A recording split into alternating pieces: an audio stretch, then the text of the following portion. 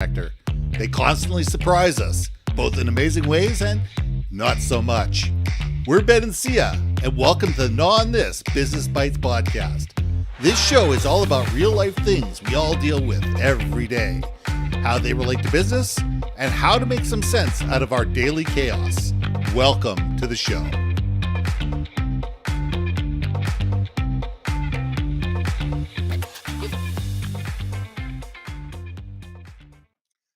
And welcome back to another episode of Gnaw on This Business Bites. I'm Ben and this is Sia. And here's a question for you. Are you telling the story that you think you are? Most of us think that we communicate extremely well. Here's reality. Most of us don't. We have a vivid idea inside of our brain of exactly what we're saying, what we mean, what we need people to do, what we need them to believe, but we're really bad at articulating this in a way that resonates with the people we're talking to. I mean, I look at meetings, and you go to meetings, and people sit there talking in the front of the room, and people like there are sitting there shaking their heads up and down. And the person in the front of the room assumes that means agreement. No, it's just somebody sitting there going, yeah, yeah, right, And as soon as they get out the door, it's either, what did they talk about? Or I'm not doing that. And there's not the level of conversation to get the feedback that you need. We can't communicate until we listen. We need to listen to people, and we need to understand, what do they think?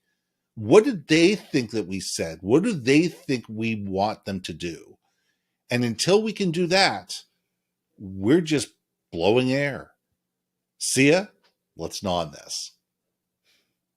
Ben, do you understand the words that are coming out of my mouth? So far, so good. Yeah, you know, I probably could have said it a little bit more articulately even, because I'd imagine somewhere like, what's around a mush-mouthy lady? Yeah, let me tell you, my friend, like, I almost feel like I should be listening in on this one, because I cannot tell you how many times, especially with people that I think would understand me, that know my personality, would understand what's coming out of my mouth, right? Mm-hmm. So the story that we tell, that could be whether it's a prospect or client, it could be the story that we have with our family, with our friends, and then within ourselves. And I think that is the crazier part, is sometimes the story in our own little noggins here are not the stories that we believe. True. Or is it the stories that we tell ourselves suddenly become what we believe, which is all a pure manifestation of our imagination, right? So yeah, you really got me thinking here, because I cannot tell you how many times I've been in an email where I've laid everything out and I get like a TLDR, which is too long, did not read, where it's like, son of a sea cook. I took the time to articulate every bullet point of what we talked about, because it was important. Yes. To find out they didn't give two shites about it, right? Ooh, I thought I did a good job of self-editing. Thank you. You did. You said, oh, I don't. Did you like that? Like, anyway. Yeah, I like that. But that's the whole thing, right? Like, I could, God, I'm so loving. I could literally say something and have 5 different people come up to me and give me 5 different vastly responses. Like, are you okay? Are you upset? Damn, that was funny. Like, it's crazy to me how much miscommunication happens, no matter how articulate you think you are. Perfect example: emails, Twitters, tweets, LinkedIn posts, whatever. We put something out there and we've got the narrative going on in our mind. And we put something out there and we think it's brilliant. And all of a sudden we get blasted. Absolutely blasted. How dare you say that? You meant blah, blah, blah, blah. And everybody who is reading that is reading it with their own lens. They're reading it with their own, their own hopes, wants, needs, fears, desires, and beliefs, and where they came from and how they're feeling that day and how they've been done wrong by whoever. And people get defensive because of not what you said, but because what they think you said, or how what you said triggers some emotion within them. And all of a sudden, you end up getting into an argument or a discussion or a conversation with people that has nothing to do with what you talked about. It has to do with what they're feeling and what they're believing. And until you can let them get through that emotion, you can't get back to what the original conversation was about. And people are the X factor. People are absolutely the X factor. Just because you say something, and this is how you meant them to understand something, isn't necessarily how they're going to understand it. And we need to appreciate that conversation is difficult. Communicating is extremely difficult. Now, the one thing that's helped me over the last 10 years has been podcasting, because podcasting is a natural conversation. And if you're not listening to the person, the conversation will never flow. I hate podcasts where people say, these are the 10 questions I'm going to ask you. It doesn't matter what your answer is. I'm going to ask you the next question anyway. Well, those are boring. The greatest conversations, the greatest podcasts are a natural flow of information amongst two people that lead in an interesting, dichotomy, or whatever you want to say, probably the wrong word, but whatever. It allows us to have that train of thought between two people. And that only happens when people are actually listening to each other. You can't have a real conversation without it. It's like a dance. It is a dance. It's a tango. It's a tango. Oh, look at you. You're like spicy with the tango. I was actually thinking more of a ballet. Okay. But either way, it's coordinated movements, right? Because you have to understand the person you're with to anticipate their next, footings, feetings, feets, movements. Clearly, I was not. We're having troth mumbles today. Today is a troth mumbles day. Yes, it says. Well, no, but clearly, dancing is not my jam. I mean, I dance casually, but trained dancing, definitely not. No. But yeah, you do need to listen to understand where your people are coming from, right? To gain their insights and perspectives, and yes, you do have to anticipate a little bit to understand perhaps what you feel in that response moment, but you don't have to listen for that moment. Does that make sense? And I think we have challenges with conversations like that. I feel very strongly right now that, with you, it's so funny. When we first started out, we were just like gabbing away and we're like, but I disagree. And I'm like, yeah, but I agree with this. And it was just so funny because now that we've evolved and we've gotten to know each other, I think we kind of know each other's kind of like foibles, if you will. So, but I don't think I've pushed your buttons enough yet, sir. Well, okay. We can still have you push my buttons and I can push yours, but is that really what we want to do? Okay, sometimes. It's fun. Sometimes. Well, no, sometimes to facilitate a stronger, deeper conversation, to dig a little bit deeper, sometimes you do have to push a wee bit harder, I think. I think that, and that's part of a conversation, is not being afraid to push the boundaries. You need to be respectful. You need to be, cognizant of people's emotions, but we shouldn't be afraid of a conversation. We shouldn't be afraid of having a conversation because it may make somebody upset.